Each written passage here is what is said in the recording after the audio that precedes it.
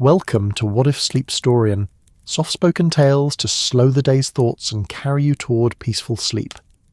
Before we begin, tell me where in the world you're listening from tonight, and if you wish, what's on your mind.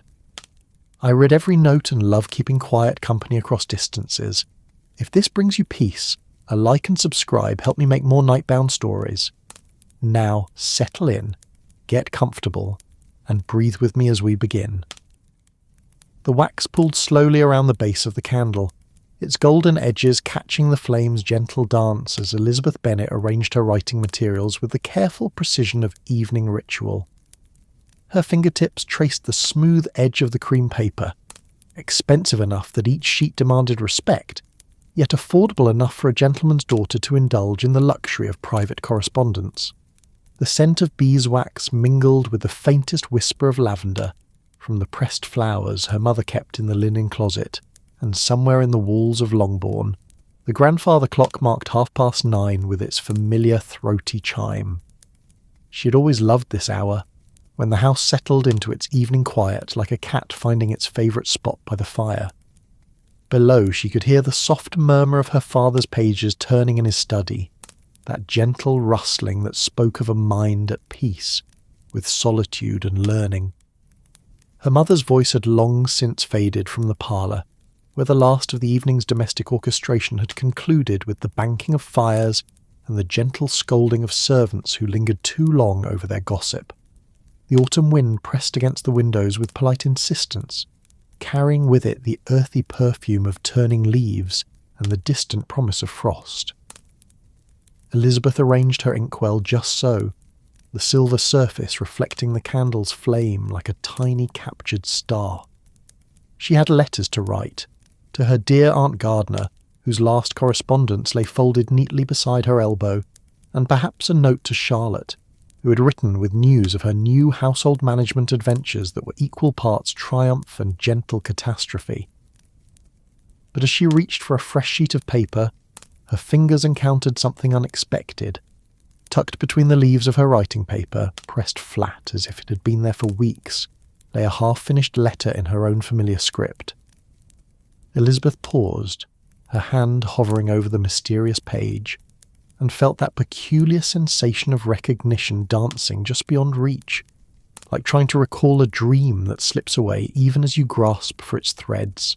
The paper bore her own handwriting, certainly.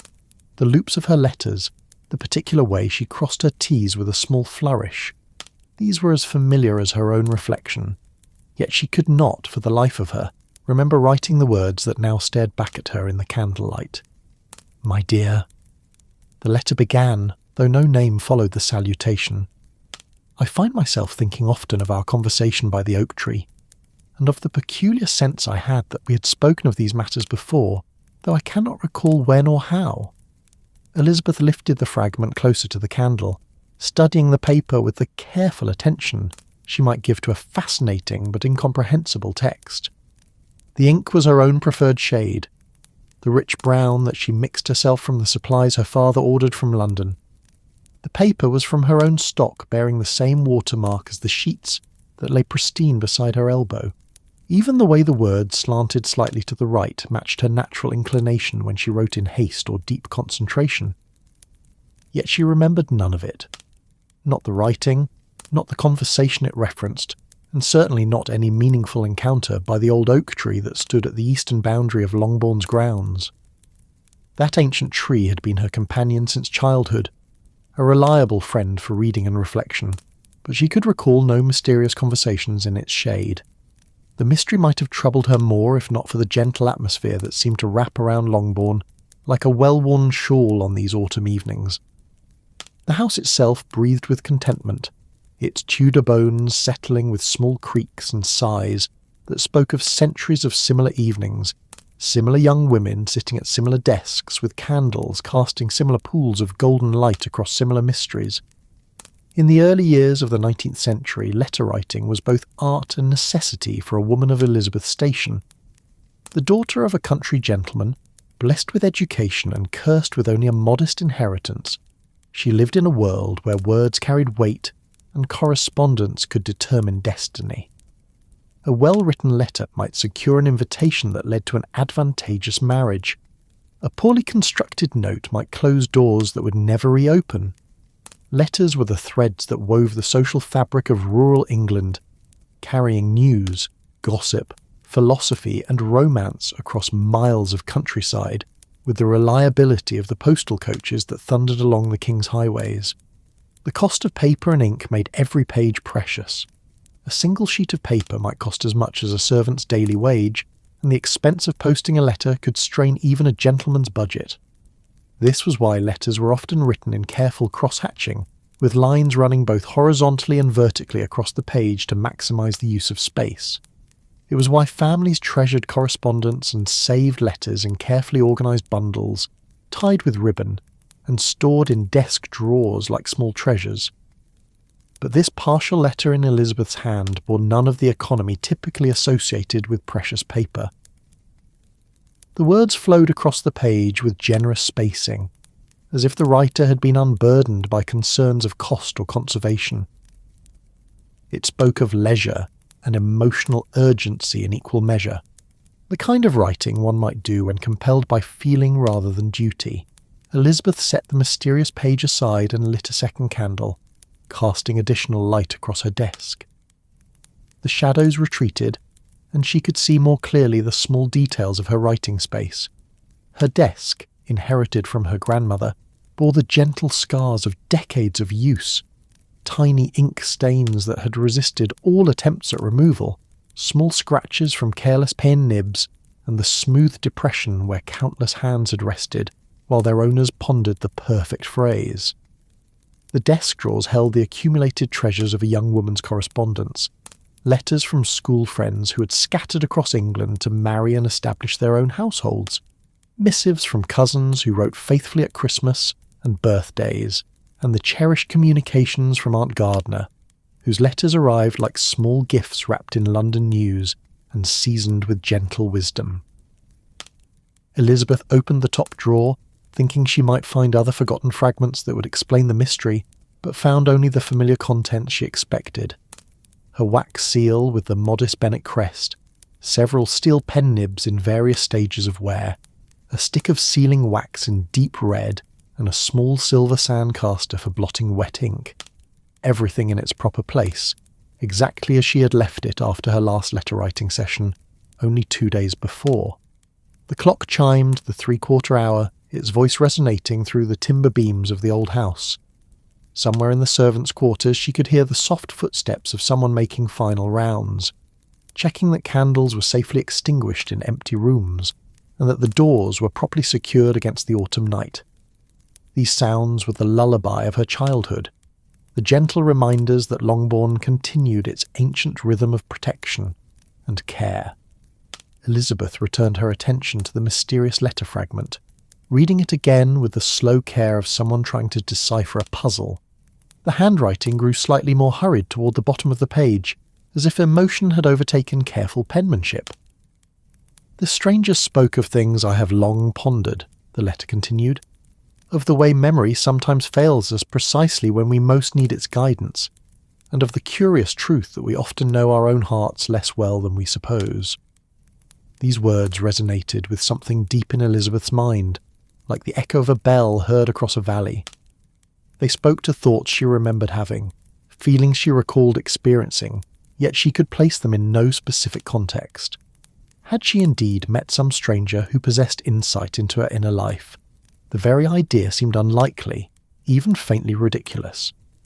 Elizabeth Bennet was not given to confiding in strangers, nor to forgetting encounters of sufficient importance to warrant written reflection. Yet there was evidence in her own hand of exactly such an encounter. The letter spoke of a conversation that had clearly affected her deeply, for the words carried an undercurrent of emotion that was unmistakable even in their incomplete form. Whoever this stranger might have been, they had touched upon subjects that mattered greatly to Elizabeth, who had written these words. The candle flickered slightly in a draught that found its way through the old window frame, causing the shadows to dance briefly across the walls. Elizabeth's bedroom walls were papered in a modest pattern of pale roses against cream, a design that had seemed sophisticated when she was 16, and now felt comfortingly familiar. The roses seemed to nod in the wavering light, as if acknowledging the mystery that had taken residence in their quiet domain. Elizabeth reached for her pen, thinking she might attempt to continue the fragment, to see if the act of writing might unlock the memory of its creation, but as she dipped the nib in ink she found herself hesitating. What if she altered something important by adding to it? What if the incomplete nature of the letter was itself significant? A message from her past self that was meant to be discovered exactly as it was. Instead, she began a fresh letter on a clean sheet of paper. "My dear Aunt Gardner," she wrote, her pen moving with its customary confidence, "I hope this letter finds you well, and that Uncle's business continues to prosper. We're all quite well at Longbourn, though I find myself in the curious position of having discovered a mystery that appears to originate with myself." She paused, considering how to explain her discovery without sounding foolish. Her Aunt Gardner, blessed with both intelligence and discretion, would neither dismiss the mystery as silly nor make more of it than warranted. She would listen with the careful attention of someone who understood that the heart often knows truths that the mind has yet to recognize. "I have found among my papers," Elizabeth continued, "a letter fragment written in my own hand that speaks of a conversation I cannot recall having. The writing is certainly mine, and the thoughts expressed are ones that resonate with my own experience, yet I have no memory of composing the words or meeting the person they reference. I wonder if you have ever experienced something similar, the discovery of evidence of your own actions that feel as mysterious as if they belong to a stranger." The admission felt both relieving and slightly unsettling. To acknowledge the gaps in her own memory seemed to admit a fault in herself, yet Elizabeth had long prided herself on her honesty, even when it proved uncomfortable. If she could not remember writing the letter, she would not pretend otherwise, even to preserve her sense of having a reliable grasp on her own experience. Outside her window, the wind picked up strength, rattling the glass panes with greater insistence. The sound was not alarming. Longbourn had weathered far worse storms in its centuries of existence, but it provided a reminder that the world beyond her candlelit circle continued its ancient dance of seasons and change. Somewhere in that darkness, the old oak tree stood sentinel over whatever secrets the forgotten letter had referenced. Tomorrow, perhaps, she would walk to it and see if the setting might unlock the memory that remained stubbornly elusive. Elizabeth set down her pen and reached for the mystery letter once more, holding it up to catch the full light of both candles. The paper was of good quality, but showed signs of having been folded and refolded, as if it had been carried somewhere and handled repeatedly. The edges were slightly worn, and there was a small stain near the bottom that looked like it might have come from a drop of tea or rain. These physical details suggested that the letter had lived a life beyond her desk, that it had been taken somewhere and handled with the sort of familiarity that comes from repeated reading. Yet she could remember none of this. The gap in her memory felt like a missing page in a favourite book. She could sense that something important was absent, but the nature of the absence remained mysterious. As she studied the handwriting more closely, Elizabeth noticed subtle variations that spoke to the emotional state of the writer. In some places the letters were formed with careful precision, suggesting thoughtful composition. In others, they rushed ahead with slight irregularities that hinted at excitement or urgency. The overall effect was of someone writing under the influence of strong feelings, but trying to maintain composure. This observation brought a slight smile to Elizabeth's lips. Even in her forgotten mystery she remained recognisably herself, someone who would attempt to maintain proper form even while experiencing inner turmoil. It was comforting to know that whatever had happened to create this letter, it had not changed her fundamental character. The clock struck 10, and Elizabeth became aware that she had been puzzling over the mystery for nearly half an hour. The rest of the household would be settling into sleep, and she knew she should follow their example. Tomorrow would bring its own requirements and pleasures, and she would need her rest to meet them with proper energy. But first, she carefully folded her partial letter to Aunt Gardner and placed it in the drawer alongside her other unfinished correspondence. The mystery letter she handled with greater deliberation, unsure whether it should be filed away with her other papers or kept separately as an artifact of unknown significance. In the end, she decided to place it in her jewellery box, wrapped in a clean handkerchief, where it would be safe from casual discovery, but readily available when she chose to examine it again. The jewellery box itself was a modest affair of polished cherry wood, lined with blue silk and equipped with several small compartments. It had been a gift from her father on her 18th birthday, and she treasured it not for its material value but for the thought behind its selection. Mr. Benn understood his daughter's nature well enough to choose a gift that was both practical and pretty, substantial enough to be genuinely useful but elegant enough to bring pleasure in its daily use. As Elizabeth lifted the box's lid, the familiar scent of the small sachets of dried roses she kept within rose to greet her. The jewellery inside was modest but well chosen. A pearl necklace that had belonged to her grandmother, a garnet brooch that caught the light beautifully, and several pairs of earrings that ranged from practical to festive. She nestled the mysterious letter beside these treasures, where it would rest among objects that held personal meaning and fond memories. With the letter safely stored, Elizabeth began the ritual of preparing for sleep. She pinched out one candle, leaving just enough light to see by, and began to unpin her hair from its evening arrangement. Her dark curls fell around her shoulders, freed from the constraints of proper daytime styling, and she brushed them slowly with the silver-backed brush that had been her mother's before her. The repetitive motion of brushing was soothing, and Elizabeth found her thoughts drifting from the mystery letter to the broader patterns of her life at Longbourn. Here in this house where she had grown to womanhood, surrounded by family and familiar routines, she usually felt herself to be on solid ground, knowing her own mind and understanding her place in the world. The discovery of forgotten words in her own handwriting suggested that perhaps she knew herself less completely than she had supposed. But rather than finding this realization troubling, Elizabeth discovered in herself a certain curiosity about what other secrets her own mind might hold. If she had forgotten writing one letter, might there be other experiences that had slipped from conscious memory while leaving traces in her unconscious understanding? The thought was intriguing rather than alarming, suggesting depths within herself that remained to be explored. As she braided her hair loosely for sleep, Elizabeth considered the stranger mentioned in the letter fragment. In the small world of Hertfordshire society, strangers were notable events. The arrival of anyone unknown to the established families created ripples of interest and speculation that could last for weeks. Yet she could recall no such arrival that had affected her personally, no encounter that might have prompted the kind of deep conversation the letter suggested. Perhaps, she thought as she extinguished the final candle and settled into her bed, the mystery would prove less dramatic than it currently seemed. Memory was notoriously unreliable, and it was entirely possible that she had written the letter during a period of particular preoccupation and simply forgotten it among more pressing concerns. The stranger might have been someone perfectly ordinary, whose significance had been inflated by her mood at the time of writing. The bed received her with the familiar comfort of well-worn linen and a feather mattress that had been carefully maintained for years. Elizabeth's bedroom faced east, which meant she would wake to morning sunlight, a luxury she had always appreciated and never taken for granted.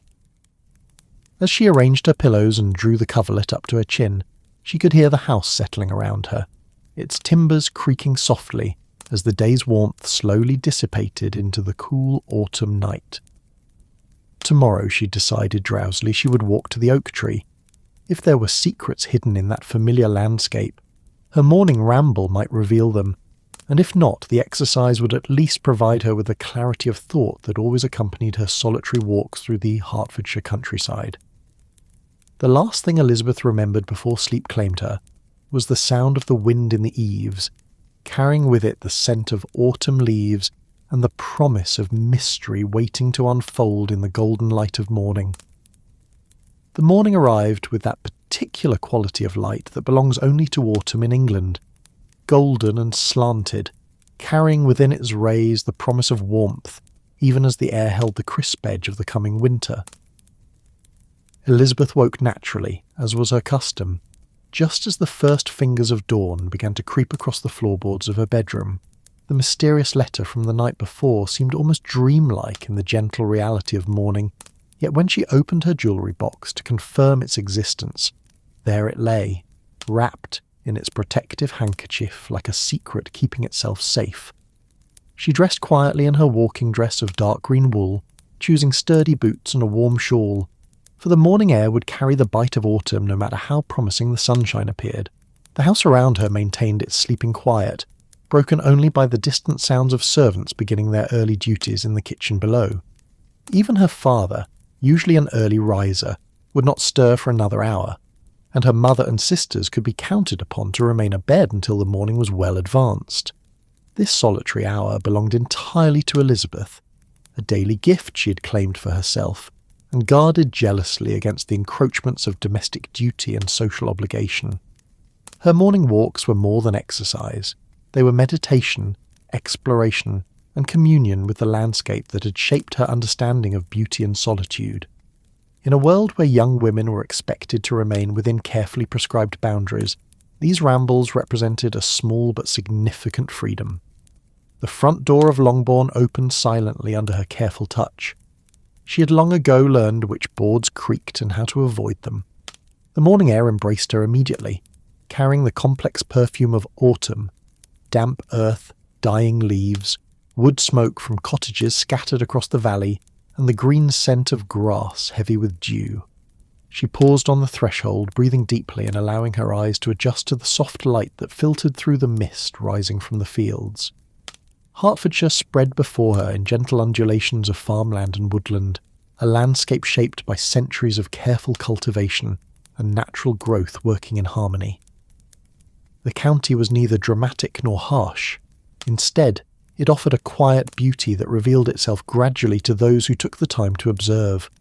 Rolling fields divided by ancient hedgerows created a patchwork of green and gold, while scattered groves of oak and elm provided shelter for wildlife and shade for summer wanderers. This was a farming country, where the rhythm of a life followed the ancient patterns of planting and harvest, where families had worked the same land for generations, and where change came slowly and with careful consideration. The great estates provided employment and stability, while smaller holdings supported families who had known no other way of life. It was a world that valued continuity and tradition, yet one that was beginning to feel the stirrings of the changes that would transform England in the century to come. Elizabeth set out across the dewy grass, her footsteps leaving a dark trail in the silvered field. The sensation of walking through morning mist had always enchanted her. The way it muffled sounds and softened the edges of familiar landmarks, creating a landscape that seemed both intimate and infinite. She could see perhaps 50 yards in any direction, far enough to maintain her bearings yet close enough to feel enclosed in a private world of grey and silver. As she walked, the letter fragment occupied her thoughts like a persistent melody that plays just beneath conscious awareness. The reference to the oak tree drew her steps, almost without conscious decision, toward the eastern boundary of Longbourn's grounds, where the ancient tree had stood sentinel for longer than anyone could remember. Local folklore suggested it had been planted in the time of Elizabeth I, though more practical minds attributed its impressive girth to the simple passage of many decades rather than royal provenance, expressions of agreement or disagreement that suggested a thoughtful reader engaging seriously with the text. The tree had been Elizabeth's retreat since childhood, a place where she could read undisturbed or simply sit in contemplation of the countryside that stretched beyond her family's modest acres. Its massive trunk could accommodate her comfortably, with room to spare for the books and sketching materials she sometimes carried on her rambles. The oak's presence had shaped her understanding of permanence and change, for while its basic form remained constant year after year, the details of its appearance shifted with each season, each storm, each small accommodation to the passage of time. As she approached the tree through the lifting mist, Elizabeth found herself studying it with new attention, as if seeing it for the first time rather than the thousandth. The massive trunk rose from the earth with the casual confidence of something that had earned its place through sheer endurance. Its bark bore the scars and patches that came with age, places where branches had been lost to storms, areas where climbing children had worn smooth handholds, and the small wounds that spoke of a long life fully lived. But this morning, as the mist continued to dissipate and the tree revealed itself more clearly, Elizabeth noticed something that brought her steps to an abrupt halt. At the base of the oak, nestled among the great roots that spread like the fingers of some enormous hand, lay a small object that had no business being there. She approached cautiously, her heart beating with the peculiar mixture of excitement and apprehension that accompanies the discovery of the unexpected in familiar places. It was a book, she realised as she drew closer, a slim volume bound in dark leather that showed signs of careful handling rather than neglect. The morning dew had beaded on its surface but had not penetrated the well-made binding, suggesting it had been there only since the previous evening rather than for days or weeks. Elizabeth knelt among the roots and lifted the book with careful fingers, noting its weight and the quality of its construction, even before she opened it to examine its contents. The title page bore the words, "Reflections on Solitude," in elegant script, though she did not recognise the author's name. More intriguingly, the book showed clear evidence of having been read by someone with particular attention to certain passages. Annotations in pencil decorated the margins. Brief observations, questions, and occasional Elizabeth settled herself against the oak's trunk, the position as familiar as coming home, and began to examine the annotations more carefully. The handwriting was not her own, though it showed some similarities in its formation of certain letters. It was slightly smaller and more controlled than her natural script, as if the writer had been making a conscious effort to write neatly in the confined space of the margins. The marked passages dealt with themes of memory, solitude, and the ways in which individuals come to understand themselves through reflection and communion with nature. One heavily annotated section discussed the phenomenon of forgetting experiences that had been emotionally significant, suggesting that the mind sometimes protected itself by allowing painful or confusing memories to fade until the individual was better prepared to process them. "The heart remembers what the mind chooses to forget," read one passage that had been underlined multiple times, "and sometimes our truest conversations are those we have with ourselves in moments of perfect solitude." In the margin beside this observation, the unknown reader had written, "But what if we forget even our conversations with ourselves? What then becomes the truth?" Elizabeth felt a chill that had nothing to do with the morning air. The marginal note seemed to speak directly to her current predicament, as if the mysterious reader had anticipated her discovery of the forgotten letter and provided commentary in advance. She turned the pages with growing fascination, finding more annotations that seemed to reflect an understanding of her particular circumstances with unsettling accuracy. Near the back of the book, she discovered a passage about the therapeutic value of returning to meaningful places during times of confusion or emotional distress. The author suggested that landscapes could serve as external repositories for internal experiences, holding memories and associations that might otherwise be lost. Beside this section, the annotator had drawn a small sketch of what was unmistakably the oak tree under which Elizabeth now sat. The drawing was executed with considerable skill, capturing not only the tree's distinctive shape but also its emotional resonance as a place of refuge and contemplation. Small details reveal the artist's intimate familiarity with the location, the particular angle of the main branch that provided the best support for reading, the pattern of bark that made handholds for climbing, and the view across the fields that opened up from the tree's embrace. Elizabeth studied the sketch with growing wonderment, trying to reconcile the evidence before her with her inability to remember creating or commissioning such a drawing. The style was not her own. Her artistic skills ran more toward watercolour landscapes than detailed pencil work, yet the intimacy of the portrayal suggested knowledge that could only come from personal experience. As she continued to examine the book, Elizabeth became aware that the morning around her was fully awakening. The mist had largely dissipated, revealing the familiar countryside in sharp detail, and the sounds of farm life were beginning to carry across the fields. A church bell chimed the hour in the distance, 7 o'clock, which meant that Longbourn would soon be stirring in earnest. Yet she felt reluctant to abandon her investigation, sensing that the book might hold additional clues to the mystery that had presented itself the night before. She turned to a page near the front of the volume, where a longer marginal note had been inscribed with particular care. "I find myself drawn repeatedly to this place," the annotation read, not only for its beauty but for its capacity to clarify thought and settle emotion. Here, surrounded by evidence of time's passage and nature's endurance, questions that seem overwhelming in the drawing room reveal themselves to be manageable, even answerable. I wonder if others experience this same sense of perspective when they sit among these roots and contemplate the relationship between permanence and change. The note was signed with a single initial, E, executed with a small flourish that might have been mere ornamentation or might have carried personal significance. Elizabeth stared at the letter, her mind racing through possibilities and implications. Could she have written this note and forgotten it, as she seemed to have forgotten the letter fragment? Or was this the work of someone else who shared both her initial and her attachment to this particular spot? The question seemed unanswerable with the evidence currently before her, yet Elizabeth found herself oddly comforted rather than disturbed by the uncertainty. The annotations, whoever had written them, demonstrated a sensibility and depth of feeling that resonated with her own experience. If she had indeed written them herself, they represented a version of Elizabeth Bennet who was perhaps more introspective and philosophical than she usually allowed herself to be. If they were the work of another, they suggested the existence of a kindred spirit who understood both the landscape and the emotional needs it could address.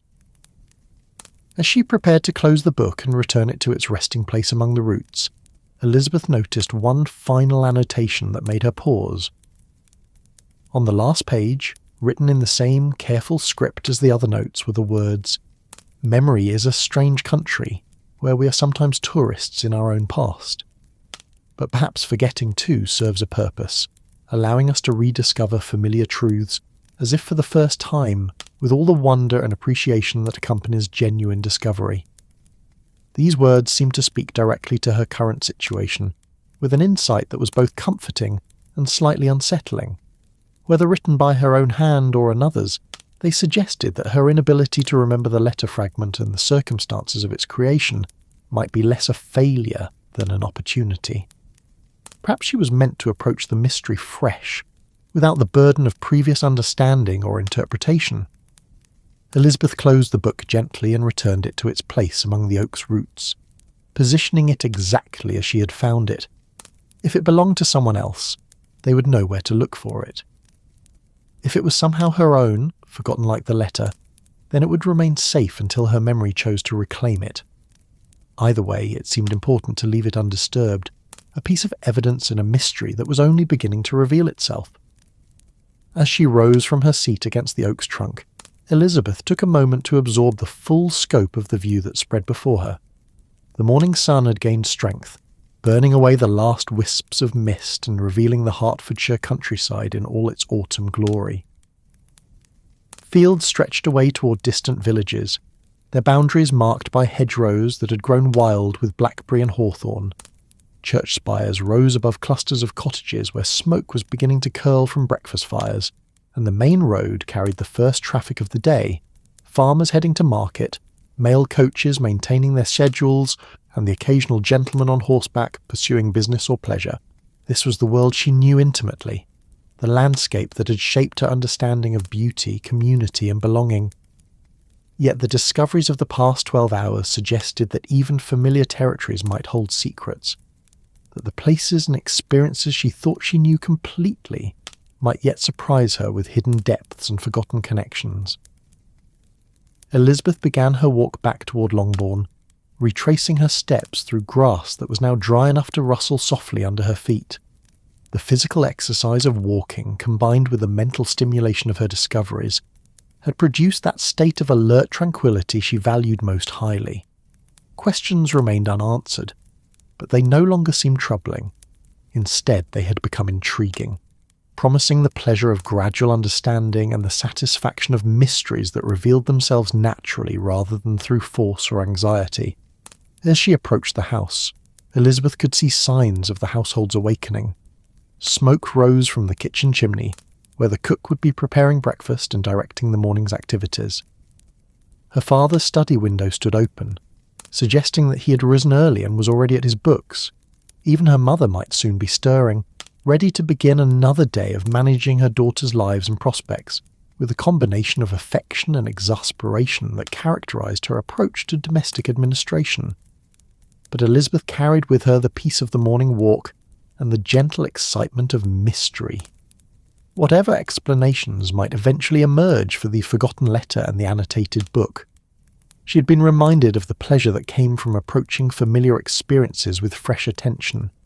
The oak tree, the morning mist, the quiet fields of Hertfordshire, all remained exactly as they had always been, yet all seemed somehow renewed by the possibility that they might hold stories she had yet to discover. The morning room at Longbourn possessed that particular quality of light that made it the most agreeable space in the house during the early hours of the day. Large windows faced south and east, capturing the gentle warmth of autumn sunshine and casting it across the worn but comfortable furniture that had served the Bennet family for more years than anyone cared to count. The wallpaper, a cheerful pattern of small flowers against pale yellow, had faded slightly over time into something even more restful than its original brightness, creating an atmosphere of gentle domesticity that invited both conversation and contemplation. Elizabeth entered the room to find her family already gathered around the breakfast table, though gathered might have been too generous a term for the scattered arrangement of Bennet women in various states of morning readiness. Jane sat with her customary grace, already dressed and coiffed, as if she had been awake for hours rather than minutes, her serene expression suggesting that she had awakened naturally and peacefully rather than being summoned by duty or necessity. Mary occupied her usual place with a book propped against her porridge bowl, her lips moving slightly as she absorbed whatever improving text had captured her morning attention. Kitty and Lydia had achieved that remarkable state of being simultaneously present at the breakfast table and entirely absent from any meaningful participation in family life. They whispered and giggled over some private communication, their heads bent together in the conspiratorial manner that suggested gossip of particular deliciousness was being shared. Their mother, meanwhile, presided over the domestic chaos with the air of a general marshalling troops for a campaign of uncertain objectives but unquestionable importance. "Elizabeth, dear, you have been walking again," Mrs. Bennet observed as her second daughter took her place at the table. "I do wish you would not wander about so early in the morning. It gives you such a wild look, and we never know who might call unexpectedly." This was an old refrain, delivered without real hope of reform, but with the persistence that characterised maternal duty in all its forms. "I find the morning air quite beneficial, Mamma," Elizabeth replied mildly, accepting a cup of tea from Jane with a grateful smile. "And I saw no one on my walk who might object to my appearance." This was technically true, though the memory of the mysterious book and its careful annotations suggested that her solitary rambles might not be quite as private as she had always assumed. The arrival of the Morning Post created its customary stir of anticipation and excitement. In a household where external communication provided both entertainment and essential connection to the wider world, the postal delivery was an event of considerable significance. Letters brought news of distant relatives, invitations to social gatherings, and occasionally the sort of gossip that could fuel conversation for weeks. Mr. Hill, the butler whose dignified bearing had remained unchanged despite the modest circumstances of his employment, entered with the day's correspondence arranged on a silver salver that had seen better decades but retained its fundamental elegance. The letters were sorted by recipient, each small bundle tied with string and bearing the distinctive handwriting and sealing wax that identified their origins as clearly as signatures. 3 letters for Mrs. Bennet, Mr. Hill announced with the formal precision that elevated even domestic routine into ceremony, 2 for Miss Elizabeth, 1 for Miss Mary, and 1 for Miss Lydia. The distribution of correspondence was always a matter of subtle family politics, with the quantity and quality of each person's letters serving as an unofficial measure of their social importance and desirability. Mrs. Bennet received her letters with the satisfaction of someone whose correspondence confirmed her position as a woman of consequence in local society. Elizabeth observed with amusement how her mother's face shifted through various expressions as she examined each letter's exterior, anticipation as she recognised familiar handwriting, curiosity at unknown seals, An occasional disappointment when expected communications failed to materialise. Mrs. Long writes with news of her nephew's engagement. Mrs. Bennet announced after breaking the seal of her first letter. "Such a suitable match," she says, "though I cannot help but think that young men today are far too quick to settle themselves.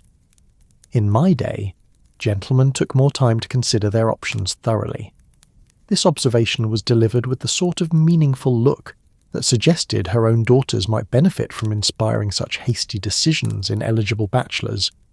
Mary's letter proved to be from a former schoolmate who had recently taken up residence in Bath, where she was pursuing studies in natural philosophy with a dedication that her family found both admirable and slightly alarming in a young woman. The letter's contents, as Mary read selected passages aloud, revealed a mind engaged with questions of scientific inquiry and moral improvement in equal measure. Elizabeth found herself wondering whether Mary's correspondent might prove sympathetic to the sort of philosophical annotations she had discovered in the book beneath the oak tree. Lydia's letter brought squeals of delight that immediately commanded the attention of the entire breakfast table. "It is from Harriet Forster," she announced breathlessly, "and she writes that Colonel Forster's regiment will be holding a grand ball next month and we are all to be invited. Oh, Mamma, such news! There will be dancing and supper and all the officers in their finest uniforms." The prospect of a regimental ball transformed Mrs. Bennet's morning disposition from mere contentment to something approaching rapture. Military gatherings offered unparalleled opportunities for her daughters to display their accomplishments and attractions to young men whose romantic prospects had not yet been permanently fixed by prudent engagements elsewhere. The combination of music, dancing, and an abundance of eligible partners represented everything she found most promising about social occasions. Elizabeth turned her attention to her own correspondence while her family discussed the various preparations that would be required for the anticipated ball. Her first letter bore the familiar handwriting and London postmark that identified it as communication from her beloved Aunt Gardiner. The second letter was less familiar, though something about the quality of the paper and the style of the direction suggested a correspondent of education and refinement. The letter from Aunt Gardiner opened with the warm expressions of affection that characterised all her communications with her Hertfordshire nieces. Mrs. Gardiner possessed that rare gift of maintaining genuine interest in the details of provincial life while offering perspective, informed by her broader experience of society and human nature. Her letters were always welcome, not merely for their news, but for their gentle wisdom and unfailing affection. "I hope this letter finds all the family in good health and spirits," Aunt Gardiner had written in her clear, elegant script. "London continues much as usual, though Mr. Gardiner's business thrives and keeps him happily occupied with matters of commerce and industry. I confess I find myself thinking often of our conversations during my last visit to Longbourn, particularly our discussions of the ways in which young women navigate the complexities of understanding their own hearts and minds." This opening struck Elizabeth as oddly prescient, given her recent discoveries and the questions they had raised about the reliability of her own memory and self-knowledge. She read on with increasing interest, wondering if her aunt's letter might contain insights relevant to her current predicament. "I have lately been reading a most interesting volume on the subject of memory and reflection," the letter continued, "which suggests that our understanding of our own experiences is far more fluid and changeable than we might suppose. The author proposes that we often forget encounters and conversations that seemed insignificant at the time but proved to hold greater meaning upon later reflection. I wonder if you have ever experienced anything similar, the rediscovery of your own thoughts or experiences as if encountering them for the first time." Elizabeth's teacup paused halfway to her lips as she absorbed this passage. The coincidence seemed too remarkable to be accidental, yet she could not imagine how her aunt might have learned of the mysterious letter and annotated book. Unless, perhaps, the mystery was less private than she had assumed, and others had observed or participated in experiences that had somehow escaped her own memory. With growing curiosity, Elizabeth turned her attention to the second letter. The handwriting was unfamiliar but executed with the careful precision that suggested education and deliberate attention to proper form. The paper was of excellent quality, bearing a watermark she did not recognise, and the sealing wax showed the impression of a signet ring that bore what appeared to be a family crest she could not identify. "Miss Elizabeth Bennet," the letter began, without further identification of its sender. "I hope you will forgive the liberty I take in addressing you directly, though circumstances compel me to write without the benefit of proper introduction. I understand from mutual acquaintances that you are known for your love of morning walks and your particular attachment to the ancient oak that stands upon your father's eastern boundary." Elizabeth felt her heart begin to beat more rapidly as she read these words. The reference to her walking habits and the oak tree seemed to confirm her growing suspicion that her supposedly solitary rambles had been observed by someone with sufficient interest to note her preferences and routines. The formal politeness of the letter's opening could not entirely disguise an undercurrent of something more personal and immediate. "I write to inquire whether you have recently discovered any items that might have been inadvertently left in that location," the letter continued. "A book, perhaps, or other materials that might appear to bear some connection to your own interests and concerns. If so, I should be most grateful for the opportunity to discuss the matter with you, as I believe we may have more in common than either of us has previously realised." The letter concluded with instructions for a reply to be sent to the post office in Meryton, where it would be called for rather than delivered to any specific address. No signature appeared at the bottom of the page, only the same single initial, E, that Elizabeth had observed in the margins of the annotated book. Elizabeth read the letter twice, then a third time, trying to extract additional meaning from its carefully chosen words. The writer clearly knew about the book she'd discovered beneath the oak tree, and seemed to expect that she might have questions about its origin and significance. The suggestion of shared interests and concerns implied a connection that went beyond casual observation of her walking habits. Around her, the family breakfast continued its familiar rhythms. Jane inquired gently about the contents of her letters, while Mrs. Bennet elaborated on her plans for the upcoming ball with the enthusiasm of a military strategist planning a campaign of conquest. Mary had returned to her book, and Kitty and Lydia continued their whispered consultations about matters of fashion and flirtation that seemed to require intense collaboration. Elizabeth folded both letters carefully and placed them in her reticule, unwilling to share their contents until she had time to consider their implications more fully. The coincidence of receiving Aunt Gardner's philosophical observations about memory and forgetting on the same morning as an anonymous letter referring to her discoveries seemed too remarkable to dismiss as mere chance. "You seem quite absorbed in your correspondence this morning, Lizzie," Jane observed, with the gentle concern that characterised all her interactions with family members. "I hope it brings no troubling news."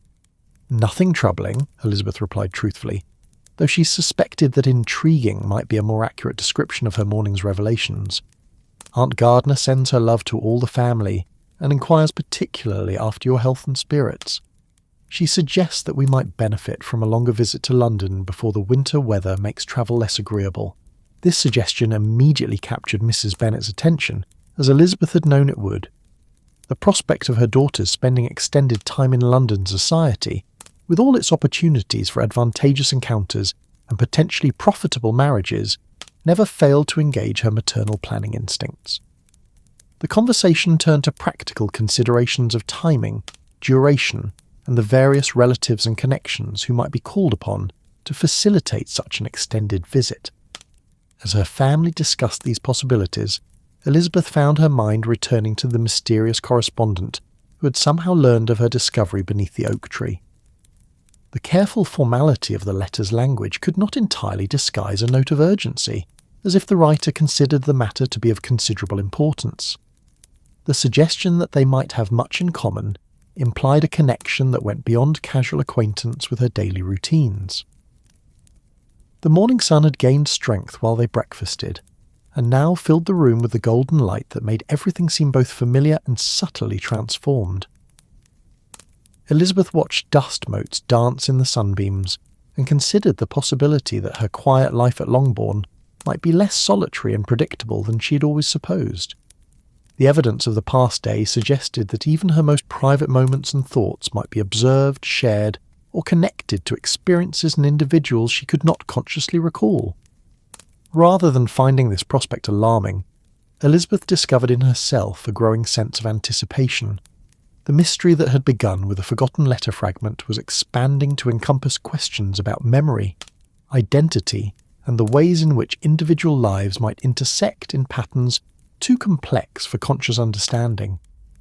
If someone else shared her attachment to the oak tree and her interest in the sort of philosophical reflection that the annotated book represented, perhaps the solution to her mystery would prove more rewarding than troubling. As the family began to disperse their morning activities, Elizabeth excused herself with the explanation that she wished to write replies to her correspondence before the day's other duties claimed her attention. Jane offered to accompany her, but Elizabeth gently declined, sensing that she would need solitude to craft appropriate responses to both Aunt Gardner's philosophical observations and the anonymous correspondent's intriguing invitation. The mystery that had begun in candlelight the previous evening was expanding into daylight territory, promising revelations that might change her understanding not only of recent events, but of the patterns and connections that shaped her daily experience. Elizabeth looked forward to the pleasure of a discovery, confident that whatever explanations might emerge would prove worthy of the gentle intrigue that had already enriched her understanding of the familiar world around her. The drawing room at Longbourn transformed itself each evening as naturally as flowers turn toward the sun, shedding its daytime identity as a space for morning calls and afternoon correspondence, to become something altogether more intimate and familial. By the time the last light of autumn afternoon had faded from the windows, candles and firelight had claimed dominion over the space, casting everything in the warm golden glow that made even the room's modest furnishings appear rich and welcoming. Elizabeth settled into her favourite chair beside the fire, a piece of furniture that had moulded itself over the years to accommodate her particular preferences for reading and needlework. The chair's faded blue damask upholstery bore the gentle evidence of long use, small worn patches where her hands habitually rested, a slight depression where she liked to tuck her feet beneath her, and the indefinable patina that comes from being genuinely loved rather than merely maintained. In her lap lay a piece of delicate embroidery, one of those endless projects that occupied women's hands during the quiet hours, while their minds were free to wander through more interesting territories. The fire in the grate had been built up to ward off the increasing chill of October evenings, and it crackled with the particular contentment of well-seasoned wood, burning cleanly and steadily. Oak logs from the estate's own trees provided the foundation, while smaller pieces of apple and cherry from the orchard added their sweet, fruity perfume to the smoke that carried up the chimney and into the crisp night air above Longbourn's chimneys. Around her the family had arranged themselves in their customary evening positions, each settling into routines so established they seemed almost choreographed. Jane occupied the sofa with her own needlework, her golden head bent gracefully over some intricate pattern that would eventually become a gift for one of their many cousins, or perhaps a contribution to the parish charity basket.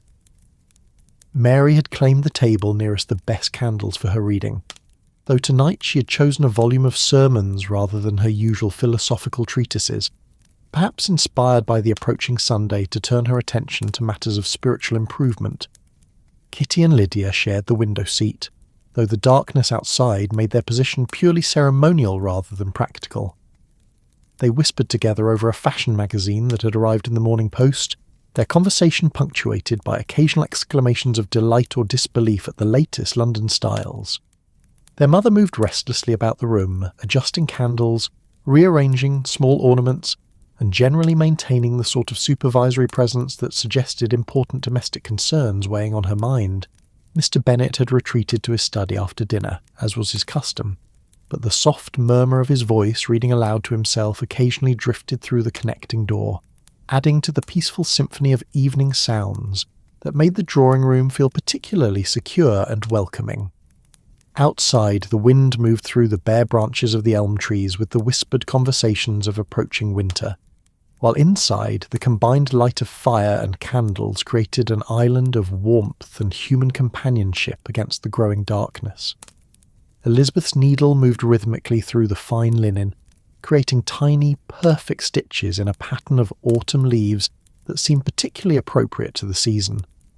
but her mind was only half engaged with the familiar task, instead drifting through the questions and possibilities that had accumulated since her discovery of the mysterious letter fragment. The anonymous correspondence from that morning had added new layers to the puzzle, suggesting connections and shared experiences that remained tantalizingly beyond her conscious recall. "I have been thinking," Mrs. Bennet announced, settling herself into her own chair with the air of someone preparing to share thoughts of particular significance, "about the ball that Colonel Forster's regiment will be holding next month. It occurs to me that we have not had such an opportunity for some time, not since the days when Netherfield was occupied, and we had the pleasure of Mr. Bingley's society." The mention of Netherfield and its former tenant created a subtle shift in the room's atmosphere, as memories of that eventful period rose unbidden in each woman's mind. The great house had stood empty now for nearly a year, its windows shuttered and its grounds slowly returning to a wilder state, as the gardeners hired by Mr. Bingley's agent reduced their efforts to mere maintenance, rather than the elaborate cultivation that had marked the estate's brief period of renewed occupancy. "Such a delightful time that was," Mrs. Bennet continued, warming to a subject that never failed to engage her interest. "Mr. Bingley was everything that was amiable and genteel, and his sisters, though perhaps a trifle proud, were undeniably fashionable. The parties at Netherfield were so elegantly arranged, and the dancing was superior to anything we had enjoyed in the neighbourhood for years." Jane's needle paused in its work, though she said nothing. Elizabeth observed her elder sister's carefully composed expression and recognised the subtle signs of emotion that Jane worked so diligently to conceal from family scrutiny. The subject of Mr. Bingley remained on tender ground, despite the months that had passed since his abrupt departure from the neighbourhood. Jane's feelings, once engaged, did not alter quickly or easily, though she was far too well bred and considerate to burden others with displays of disappointment or regret. "I still maintain that his departure was most peculiar," Mrs. Bennet declared, her voice taking on the slightly aggrieved tone that accompanied her discussions of social mysteries that reflected poorly on her daughter's matrimonial prospects. "Young men do not typically abandon agreeable society so suddenly, particularly when they have given every indication of finding that society congenial to their tastes and inclinations." Elizabeth's memory stirred as her mother spoke, calling up images from that busy autumn when Netherfield's occupation had transformed the social landscape of their quiet neighbourhood. Bingley's arrival had brought new energy and possibilities to a community that had grown perhaps too comfortable with its own familiar patterns. The addition of a wealthy, unmarried gentleman to their social circle had created ripples of excitement that had touched every family within visiting distance. "Do you recall," Mrs. Bennet continued, addressing her remarks to the room in general, though her gaze lingered meaningfully on Jane, "how often Mr. Bingley called during those weeks, and how particular he was in his attentions to certain members of our family? I am sure I never saw a young man more clearly disposed to form an attachment." The firelight flickered across Jane's face as she bent more closely over her needlework, her composure remaining perfect despite the obvious direction of her mother's observations. Elizabeth felt a surge of protective affection for her sister, whose natural modesty and reserve made her particularly vulnerable to the sort of public analysis that Mrs. Bennet seemed unable to resist when the subject touched on her daughter's romantic prospects. "Perhaps," Elizabeth interjected gently, hoping to redirect the conversation into less painful territory, "we might consider what other changes that period brought to our neighbourhood. The presence of so many new faces certainly enlivened our local society, even if temporarily. But Mrs. Bennet was not to be diverted from her favourite theme so easily. Indeed, there were many new faces, she agreed, and some of them quite distinguished, though not all were equally agreeable. Mr. Bingley's friend, for instance, such a proud, disagreeable man, though I suppose his fortune excused many faults in the eyes of some people." Elizabeth's needle stilled entirely as her mother's words called up memories she had largely succeeded in relegating to the peaceful obscurity of past experience. Mr. Darcy's presence in their neighbourhood had been like a stone thrown into still water, creating disturbances that had taken months to settle into new patterns of understanding and acceptance. The complexities of that relationship, the initial misunderstandings, The gradual revelation of character on both sides, and the eventual resolution that had surprised everyone, most of all Elizabeth herself, remained one of the most transformative experiences of her life. "I remember," Kitty chimed in from her position at the window seat, "how he used to stand about at parties looking as if he wished himself anywhere else in the world. Such disagreeable manners, though Lydia always said his appearance was quite striking in its way." "His appearance was well enough," Lydia added, with the casual confidence of someone whose judgment on such matters was rarely questioned by her immediate family. "But what good are fine features when they are accompanied by such insufferable pride? I much preferred the officers, who at least knew how to be agreeable in company." As her family discussed the various personalities who had enlivened their neighbourhood during Netherfield's occupied months, Elizabeth found herself reconstructing that period with the careful attention of someone examining a familiar painting in new light. The events themselves had not changed, but her understanding of their significance continued to evolve as time provided perspective and maturity brought deeper insight into the motivations and feelings that had shaped everyone's behaviour. She remembered the early days of Mr. Bingley's residence, when his arrival had seemed like a gift of Providence to a mother with 5 unmarried daughters and a neighbourhood starved for novelty. The first assembly where he had appeared had been a triumph of optimism over experience, with every mother in attendance calculating the advantages their particular daughter might possess in the competition for his attention and eventual proposal. But alongside these pleasant recollections came memories of a more complex and troubling nature. Elizabeth recalled her own responses to that busy social season, the confidence she had felt in her ability to read character and situation, the certainty with which she had formed judgments that later proved embarrassingly incorrect, and the gradual, sometimes painful process by which she had learned to question her own perceptions and assumptions. "I sometimes wonder," she said aloud, her voice thoughtful rather than conversational, "whether we truly understood everything that was happening during those months. So much seemed clear at the time that has since revealed itself to be far more complicated than we supposed." Mrs. Bennet looked at her second daughter with the particular expression she reserved for observations that seemed to verge on the philosophical, a mixture of maternal pride in Elizabeth's intelligence and maternal concern that such intelligence might prove more hindrance than help in the essential business of securing a husband. "I am sure I do not know what you mean, Lizzie," she replied, though her tone suggested that she suspected Elizabeth's reflections might lead into territory she preferred to avoid. "The situation seemed perfectly straightforward to me. Mr. Bingley was obviously taken with Jane, and would certainly have made an offer if he had not been influenced by those proud, interfering friends of his." Jane's colour rose slightly at this direct reference to her personal disappointment, but she maintained her composure with the grace that made her universally beloved by those who knew her well. Elizabeth watched her sister with a mixture of admiration and concern, recognising in Jane's careful self-control an echo of her own tendency to hide emotional complexity beneath a surface of social acceptability. "But perhaps," Elizabeth continued, driven by an impulse she could not entirely explain, "we were not always as perceptive as we believed ourselves to be. I have lately been thinking about the curious ways in which we can misunderstand our own experiences even as we live through them." Mary looked up from her volume of sermons with the alert expression that indicated her interest in any conversation that might touch on matters of moral or philosophical significance. "Indeed," she observed in her characteristically serious tone, "the human capacity for self-deception is a subject that has occupied moral philosophers for centuries. We are often the least reliable witnesses to our own motivations and feelings." This observation hung in the air of the drawing-room like incense, adding a note of gravity to what had begun as casual reminiscence about past social pleasures. Elizabeth found herself wondering whether Mary's seemingly random comment might contain more relevance to her current situation than was immediately apparent. Could her sister have observed aspects of that busy autumn season that had escaped Elizabeth's own notice at the time?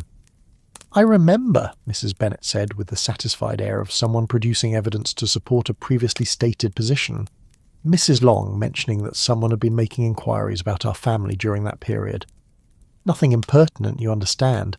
but questions about our habits and preferences that seemed to suggest more than casual interest. Elizabeth's attention sharpened immediately, though she was careful to maintain an expression of only polite curiosity. "What sort of inquiries?" she asked, hoping her voice conveyed nothing more than mild interest in local gossip. "Oh, nothing very specific," Mrs. Bennet replied, clearly pleased to have captured her daughter's attention with this revelation. But Mrs. Long said that both the shopkeepers in Meryton and some of the servants at Lucas Lodge had been approached by someone asking about our family's routines, when we typically walked, where we preferred to shop, which paths through the countryside we favoured for our exercise. The fire crackled more loudly as a log shifted in the grate, sending up a shower of sparks that caught the light briefly before disappearing up the chimney. Elizabeth felt her heart beating more rapidly as she absorbed this information, which seemed to provide additional context for the mysterious correspondence and discoveries of recent days. If someone had been observing her family's habits during the busy autumn of the Netherfields' occupation, it suggested that her current mystery might have roots stretching back much farther than she had previously supposed. "How curious," she said, managing to keep her voice level despite her growing excitement. "Did Mrs. Long have any idea who might have been making such inquiries, or for what purpose?" Mrs. Bennet shook her head with the regretful expression of someone whose best gossip was incomplete. She could learn nothing definite, though she suspected it might have been connected to one of Mr. Bingley's party. You know how particular fine ladies can be about investigating the families with whom they are expected to associate. This explanation seemed plausible enough to satisfy the rest of the family, but Elizabeth found herself wondering whether the truth might be more complex and personal than her mother supposed. The timing of the inquiries, occurring during the same period when she now suspected she might have written and forgotten important letters, suggested connections that went beyond mere social investigation. As the evening advanced and the family gradually began to retire to their respective bedrooms, Elizabeth lingered in the drawing-room, ostensibly to bank the fire for the night, but actually to have a few moments of solitude for reflection. The room seemed different when emptied of its human occupants, larger and more mysterious, with shadows that moved independently of the dying firelight and corners that seemed to hold secrets waiting to be discovered. She stood before the fireplace, watching the embers pulse with residual heat, and considered the possibility that her forgotten letter and the mysterious book beneath the oak tree might be connected to events from the previous autumn that she had not fully understood at the time. If someone had been observing her family's routines and investigating their habits, perhaps that same someone had also been attempting some form of communication that had somehow escaped her conscious awareness. The grandfather clock in the hallway chimed 11, its sonorous voice echoing through the quiet house and reminding Elizabeth that the day was drawing to its close. But as she finally made her way upstairs to her bedroom, carrying a single candle to light her path, she felt more awake and alert than she had all day. The mystery that had begun with a simple forgotten letter was revealing itself to be part of a larger pattern, one that might encompass not only her recent discoveries, but also events and encounters from months past that had seemed unremarkable at the time. In her room, as she prepared for sleep, Elizabeth found herself looking forward to the coming days with a sense of anticipation that had been absent from her life for some time. Whatever revelations awaited her, she felt confident that they would prove worthy of the gentle intrigue that had already enriched her understanding of both her past and present circumstances. The familiar routines of Longbourn continued unchanged, but beneath their peaceful surface currents of mystery and possibility moved with the promise of discoveries yet to come. Winter had arrived overnight with the silent authority that belongs to the changing seasons, transforming the familiar landscape of Hertfordshire into something altogether more magical and mysterious. Elizabeth woke to a world crystallized in silver and white, where every blade of grass wore a delicate coating of frost, and every bare branch had been transformed into intricate lacework against the pale morning sky. The change was complete and stunning, as if some benevolent enchantment had swept across the countryside while she slept, leaving behind a kingdom of glass and starlight. From her bedroom window she could see across the frost-covered fields to the distant line of trees that marked the eastern boundary of Longbourn's grounds. The old oak tree stood sentinel in that transformed landscape, its massive trunk dark against the whitened earth, its leafless branches reaching toward a sky that held the particular clarity that comes only with the first true cold of winter. The sight drew her with an almost magnetic pull, promising discoveries that might be revealed only in this crystalline morning light. Elizabeth dressed with careful attention to the changed weather, selecting her warmest walking dress of deep burgundy wool and adding an extra petticoat for protection against the cold. Her sturdy boots, well broken in from countless rambles, would provide sure footing on ground that might be treacherous with frost. She wrapped her heaviest shawl around her shoulders and tucked her hands into her fur muff, a luxury that her practical nature had initially resisted, but which winter mornings like this one had taught her to appreciate. The house remained locked in its morning silence as she made her way downstairs, her footsteps muffled by the thick carpets that her mother had installed years ago, with an eye toward both comfort and gentility. The servants were about their early duties, but quietly, respecting the household's preference for gradual awakening rather than the harsh summons of urgent activity. Even the clocks seemed to tick more softly in the cold air, as if winter had muffled not only sound but time itself. The front door yielded to her careful touch with a soft whisper of hinges that had been recently oiled by the conscientious mister. Hill. The morning air struck her face with the sharp clarity of winter, carrying within its bite the clean scents of frozen earth and dormant vegetation. Her breath formed visible clouds in the crystalline air, small personal weather systems that dissipated quickly into the vast stillness that surrounded Longbourn. The frost had transformed every surface into something extraordinary. The gravel of the drive crunched beneath her feet with a sound like tiny bells, while the hedgerows that bordered the path sparkled with countless individual crystals that caught and reflected the early light.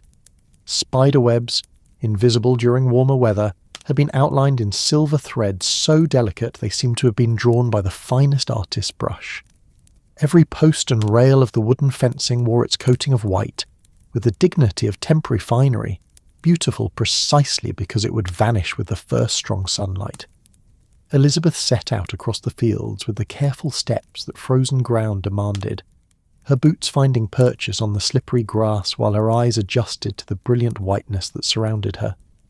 The landscape she knew so intimately had been transformed into something altogether foreign and wonderful, familiar landmarks rendered mysterious by their coating of winter's artistry. The path she'd walked countless times now required new attention and different navigation, as if she were exploring unknown territory rather than traversing the grounds of her childhood home. The silence was profound and complete, broken only by the soft crunch of her footsteps and the occasional crack of a tree branch adjusting to the cold. No birds sang in this frozen world, though she caught glimpses of small creatures moving cautiously through the transformed landscape. Rabbits, whose winter coats provided perfect camouflage against the whitened earth, and the tiny tracks of field mice who had ventured out briefly before retreating to the warmth of their hidden burrows. As she walked, Elizabeth found herself thinking about the patterns of memory and forgetting that had occupied her thoughts since discovering the mysterious letter fragment. The winter landscape seemed to offer a perfect metaphor for the way experience could be transformed by time and perspective, familiar events becoming strange and wonderful when viewed through the lens of changed understanding. What had seemed clear and simple during the warm abundance of autumn might reveal entirely different meanings when examined in winter's stark clarity. The approach to the ancient oak tree required careful navigation across ground that sloped gently but treacherously toward the small stream that marked the eastern boundary of her father's property. The stream itself had not frozen completely, but ice formed delicate shelves along its edges, and the stones that normally provided easy crossing were slick with frost that made each step a small adventure requiring balance and attention. But when Elizabeth finally reached the great tree, she found herself stopping in wonder at the transformation that winter had worked upon this familiar friend. The oak's massive trunk rose from the crystalline earth like something from a fairy tale, its dark bark providing dramatic contrast to the white world that surrounded it. Every crevice and hollow in its ancient surface had been outlined with frost, creating patterns and textures that she'd never noticed during the warmer months, when leaves and shadows had obscured these details. The tree's enormous canopy, bare now of its summer dress, revealed the full scope of its architecture against the pale sky. Branches that had been hidden by foliage now displayed their intricate patterns of growth, each twist and turn telling the story of years spent reaching toward light and weather, growing around obstacles and accommodating the 1,000 small compromises that long life required. Elizabeth found herself seeing the oak as if for the first time, recognising in its winter nakedness a beauty that was different from but equal to its summer grandeur. She settled herself carefully among the great roots, brushing frost from her intended seat and arranging her shawl to provide insulation against the cold ground. The position that had been comfortable during warmer weather required adjustment for winter conditions, but the essential relationship between herself and the tree remained unchanged. She was still small and temporary in comparison to its ancient permanence, still seeking in its presence the perspective and peace that had drawn her here since childhood. From this familiar vantage point, Elizabeth could survey the winter landscape with the comprehensive view that the oak's slight elevation provided. The field stretched away in gentle undulations of white and silver, broken by the dark lines of hedgerows and the occasional cluster of farm buildings whose chimneys sent thin streams of smoke into the clear air. The village of Meryton was visible in the distance, its church spire rising above the modest collection of houses and shops that served the scattered community of farmers and tradesmen who made their lives in this peaceful corner of England. But this morning, as she settled into her accustomed place of reflection, Elizabeth's attention was drawn not to the distant view but to the immediate vicinity of the tree itself. The frost that covered everything had revealed details that warmer weather had obscured, and among these newly visible features was something that made her heart beat more quickly, with recognition and surprise. Set into the earth among the oak's roots, partially concealed by the natural hollows and rises of the ground, was what appeared to be a small wooden box. The frost had outlined its edges clearly against the darker earth, and its position suggested that it had been placed there deliberately rather than lost or abandoned by accident. The box was of good quality, she could see even from a distance, with brass fittings that had acquired the green patina that spoke of extended exposure to weather while retaining the fundamental soundness that indicated careful construction. Elizabeth approached the box with the mixture of excitement and caution that accompanies any significant discovery. Its presence among the oak's roots could not be coincidental. Someone had placed it there intentionally, choosing this specific location with the same care that had led to the placement of the annotated book she'd discovered on her previous visit. The box's size and construction suggested that it contained something of value, something that required protection from both weather and casual discovery. Kneeling among the frost-covered roots, Elizabeth lifted the box with careful hands, noting its weight and the quality of its craftsmanship. The wood was some dark hardwood that had weathered to a rich brown, and the brass fittings, though green with age, showed no signs of corrosion or failure. Most intriguingly, the box bore no lock, suggesting that its contents were protected by secrecy rather than security, hidden rather than secured. The lid opened easily under her gentle pressure, revealing an interior lined with silk that had once been blue, but had faded to a soft grey lavender that spoke of years of careful storage. Nested within this protective lining were a collection of letters, each folded and sealed with the care that indicated correspondence of particular significance. But more startling than the letters themselves was the immediate recognition that they were all addressed to her, written in her own familiar handwriting, and bearing dates that stretched back over several months to the previous spring. Elizabeth lifted the topmost letter with trembling fingers, noting that the paper was of the same quality as her usual writing materials, and that the ink matched her preferred shade of brown. The direction was written in her own hand, clearly and carefully formed. To Miss Elizabeth Bennet, for reading when the time is right and memory has prepared the heart for understanding. The seal bore the impression of her own signet ring, the modest Bennet crest pressed into red wax that had hardened with time but remained unbroken. With growing amazement she examined the other letters in the collection, finding each one similarly addressed to herself in her own handwriting, though with variations in the specific instructions for when and how they should be read. Some were marked, "For the morning when winter first touches the earth," others, "When the heart is ready to remember what the mind has chosen to forget," and still others with phrases that seemed to speak directly to her current emotional state and circumstances.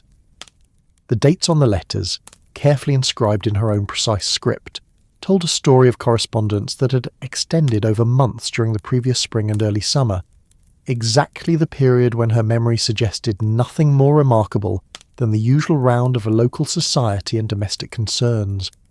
Yet here was evidence of a systematic effort to record thoughts and experiences that had somehow escaped her conscious recollection, preserved in this weatherproof sanctuary for rediscovery when the time was appropriate. Elizabeth selected the letter marked with the earliest date, her hands shaking slightly as she broke the familiar seal and unfolded the paper that bore her own handwriting. The first lines confirmed what she had begun to suspect but had hardly dared to believe. She had been conducting a correspondence with herself, writing letters to her future self that recorded experiences and insights that her conscious mind had been unable or unwilling to retain. "My dear Elizabeth," the letter began, the salutation as formal as if she were addressing a stranger rather than herself. "I write this in the certainty that you will not remember the writing, though I hope that when you read these words, you will recognize in them the voice of your own heart speaking across the distance that time and forgetting have created between us." The letter continued with details of encounters and conversations that seemed both familiar and strange, events that stirred recognition in her memory without achieving complete clarity. She read of walks taken in unusual circumstances, of conversations held with someone whose identity remained mysteriously undefined, and of insights into her own character and desires that had apparently seemed too precious or too fragile to trust to ordinary memory. "The stranger who has become so important to these reflections," one passage read, "continues to appear in moments when solitude might otherwise become loneliness. I find that our conversations, though brief and sometimes enigmatic, provide a quality of understanding that seems essential to my peace of mind, though I cannot explain why this should be so, or even provide a clear account of what we discuss." Elizabeth paused in her reading, looking up from the letter to the winter landscape that surrounded the oak tree. The morning sun had gained strength while she read, beginning the slow process of melting the frost that had made the morning so magical. Already, she could see drops of water forming on the bare branches above her head, and the crystalline perfection of the morning was gradually giving way to the more ordinary beauty of a winter day in Hertfordshire. But the transformation of the landscape seemed less remarkable than the transformation taking place in her own understanding. The letters in the wooden box represented months of experiences that had been preserved for her rediscovery, a correspondence between her past and future selves that suggested a level of self-awareness and emotional sophistication that she had not previously credited to her own character. She returned to the letter, reading with growing fascination about encounters that seemed to take place in this very location, conversations with a companion whose identity remained tantalizingly vague, but whose presence had clearly provided comfort and insight during what must have been a period of particular emotional complexity. The writing spoke of confusion about feelings and relationships, of the difficulty of understanding one's own heart when external circumstances remained unclear, and of the value of patient reflection in allowing truth to emerge naturally rather than being forced through anxious analysis. "I find myself grateful for these morning meetings," another passage observed, "though I suspect that I will not remember them clearly when their immediate necessity has passed. There seems to be a wisdom in forgetting that which serves its purpose in the moment, but might become burdensome if carried forward into changed circumstances. Perhaps these letters will serve as bridges between what was necessary then and what will be helpful later, allowing the heart to reclaim its own insights when they can be received with understanding rather than anxiety." The letter concluded with instructions for finding the other letters in the collection, each one apparently written to be discovered and read in a specific order that would reveal the full scope of the experiences they recorded. Elizabeth found herself faced with a treasure trove of her own forgotten wisdom, a correspondence that promised to restore to her memory not only events that had been lost, but also insights that had been hard-won through experience and reflection. As she carefully refolded the first letter and prepared to examine the others in the collection, Elizabeth felt a profound sense of gratitude toward the version of herself who had possessed the foresight and courage to preserve these experiences in written form.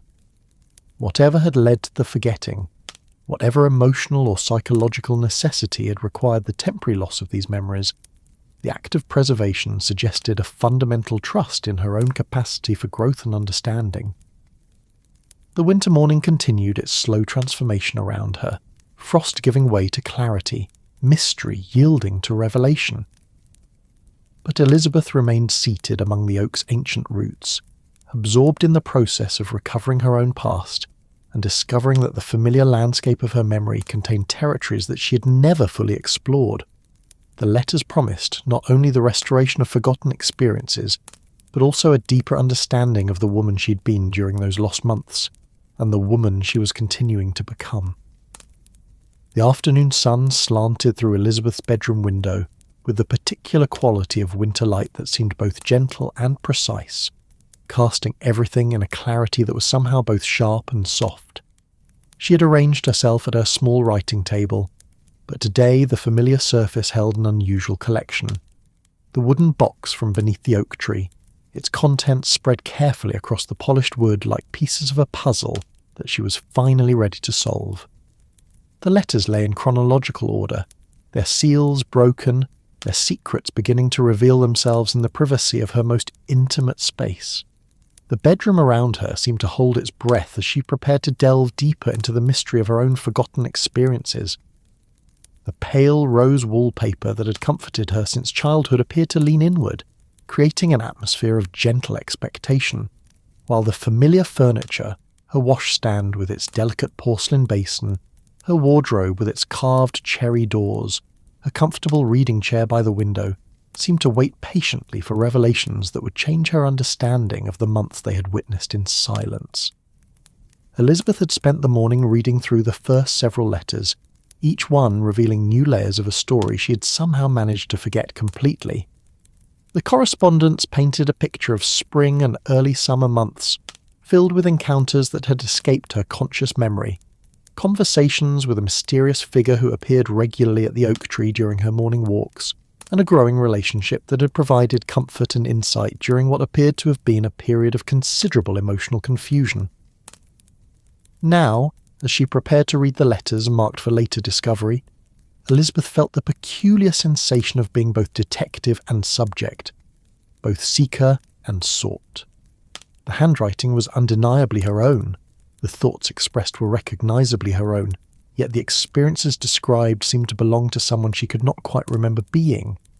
It was as if she were reading the diary of a beloved friend whose life paralleled her own so closely that the distinction between observer and observed had begun to blur. The next letter in the chronological sequence bore a date from late April, during the period when the countryside would have been coming alive with spring's full glory.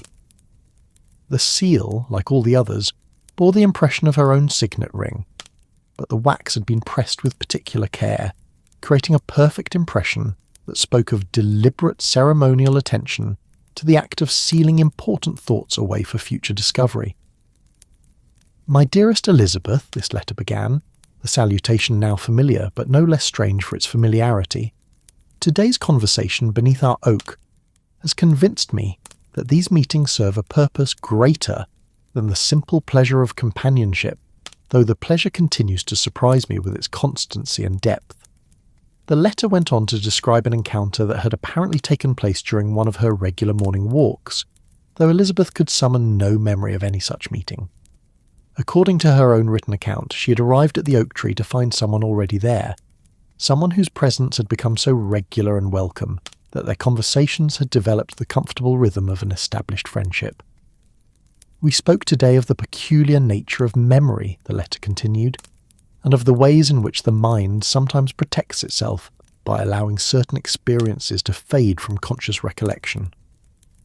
My companion suggested that forgetting might sometimes serve the same function as sleeping, a temporary withdrawal from awareness that allows the heart to process experiences that would be overwhelming if held constantly in the forefront of consciousness. Elizabeth paused in her reading, struck by the sophisticated understanding of psychological processes that her past self seemed to have developed. The concepts described in the letter were more complex and nuanced than she would have credited to her own thinking, during what she remembered as a relatively simple and uncomplicated period of her life. Yet here was evidence that beneath the surface of ordinary daily routine, deeper currents of thought and feeling had been flowing. She continued reading, absorbed by descriptions of conversations that ranged across topics from philosophy and literature to personal reflection and emotional growth. The mysterious companion appeared to possess both education and insight, offering observations that challenged Elizabeth's assumptions while providing support for her own developing understanding of herself and her place in the world. I find myself looking forward to these morning meetings with an anticipation that surprises me, one passage revealed. There is something in the quality of attention my companion brings to our conversations that makes me feel truly heard and understood. We speak of matters that I would hesitate to discuss with even my closest family members, questions about the nature of happiness, the difficulty of understanding one's own desires, and the challenges of living authentically in a world that often rewards conformity over truth.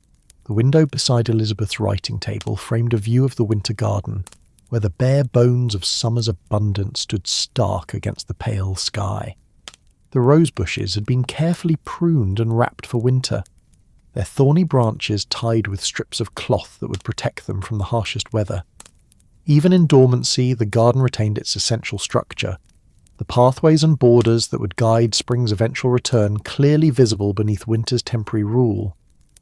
As she read, Elizabeth began to notice patterns in her own writing that spoke to the emotional state she must have been experiencing during those forgotten months. The letters revealed a version of herself that had been grappling with questions of identity and purpose, struggling to understand feelings that seemed to exist independently of circumstances she could consciously identify. There were references to the confusion that follows great change, and the difficulty of trusting one's own judgment when recent experience has revealed the fallibility of previous certainties. These phrases stirred something in Elizabeth's memory, not specific recollections, but rather a general sense of having lived through a period of uncertainty and self-questioning that had required careful navigation. She began to suspect that the forgotten conversations and the mysterious companion might be connected to the emotional aftermath of events she did remember clearly. The complex resolution of her relationship with Mr. Darcy and the transformative understanding that had followed. The next letter, dated in early May, provided confirmation of this suspicion while adding new layers to the mystery. Today we spoke of the curious phenomenon of loving someone while simultaneously forgetting, the process by which that love developed, it revealed. My companion observed that the heart sometimes knows truths that the mind is not yet ready to acknowledge, and that the temporary forgetting of how those truths were discovered might be nature's way of allowing the final understanding to feel like recognition rather than painful learning. Elizabeth's hand trembled slightly as she read these words, for they seemed to speak directly to her own experience of coming to understand and appreciate Mr. Darcy's true character. That process had indeed been painful, involving as it did the recognition of her own prejudices and misconceptions. Perhaps her mind had found a way to preserve the essential understanding while allowing the more difficult aspects of the learning process to fade from conscious memory. But the letter continued with details that complicated this interpretation, even as they deepened the mystery. I confess that I sometimes wonder whether my companion might be more than the chance acquaintance our meetings would suggest, her past self had written. There are moments when something in a gesture or turn of phrase strikes me as deeply familiar, as if I am conversing with someone I have known far longer than our brief association would suggest possible. This observation sent a chill of recognition through Elizabeth that had nothing to do with the winter air seeping through the window frame. She set the letter aside and moved to the window, looking out across the frost-covered landscape toward the distant oak tree where these mysterious encounters had apparently taken place. The tree was too far away to make out details, but its familiar silhouette against the pale sky seemed to hold secrets that were only now beginning to reveal themselves. Returning to her desk, Elizabeth selected the next letter in the sequence, this one dated from mid-May when the countryside would have been at its most beautiful. The paper seemed to carry a faint scent of spring flowers, as if it had been written outdoors in the presence of blooming hawthorn and wild roses.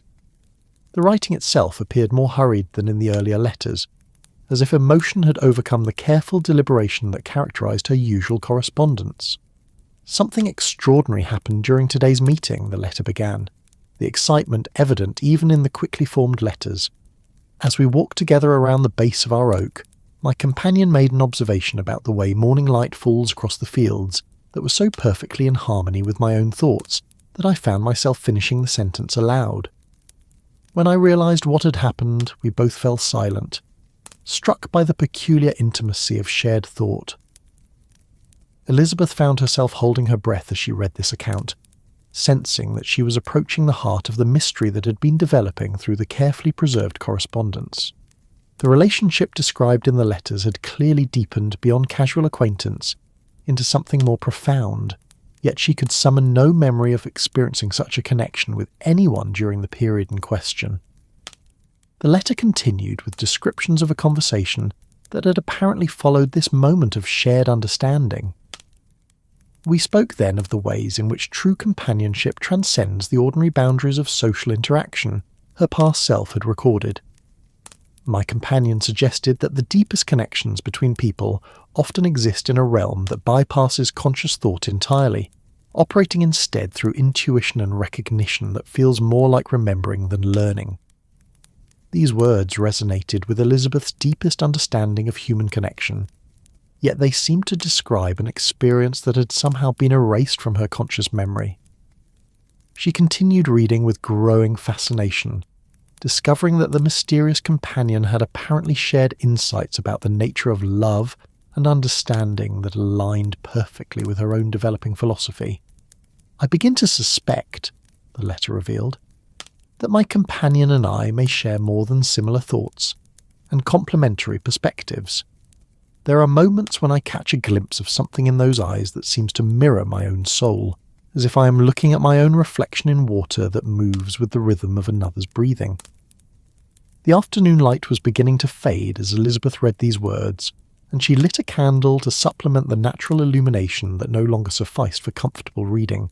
The warm glow of the flame created a circle of intimacy around her writing table, isolating her with the letters and their revelations in a pool of golden light that seemed perfectly suited to the unfolding mystery. As she continued through the correspondence, a pattern began to emerge that was both beautiful and impossible.